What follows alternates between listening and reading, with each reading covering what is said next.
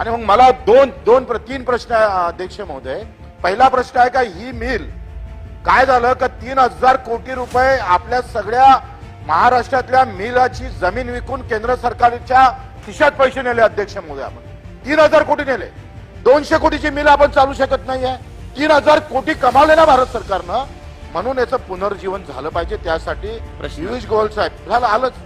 पियुष गोयल साहेब आपण राज्यसभेतून त्यांना पाठवलं. महाराष्ट्रातूनच ते गेले. ते वस्त्र उद्योग मंत्री आहे. त्यांच्याकडे 15 दिवसाच्या आत बैठक लावावी. आपण स्वतः प्रयत्न करावं की आपण लावणार का नाही लावणार ते सांगावं. पीएपी तत्वावर कायच्यावर ते चालू करावी. दुसरं जो कामगाराचा पगार बंद आहे तो तातडीनं सुरू करावा. तिसरं असं आहे अध्यक्ष महोदय का जे खरं आपण गिरणी कामगारांना मुंबईत घरं दिले त्याच्यात कलम आपण पाहतोय 58 मध्ये नियम 58 मध्ये आपण बदल केला आणि तो बदल नगरपालिका अचलपूरमध्ये बदल करण्याची गरज आहे. आपण 2018 पत्र दिलं.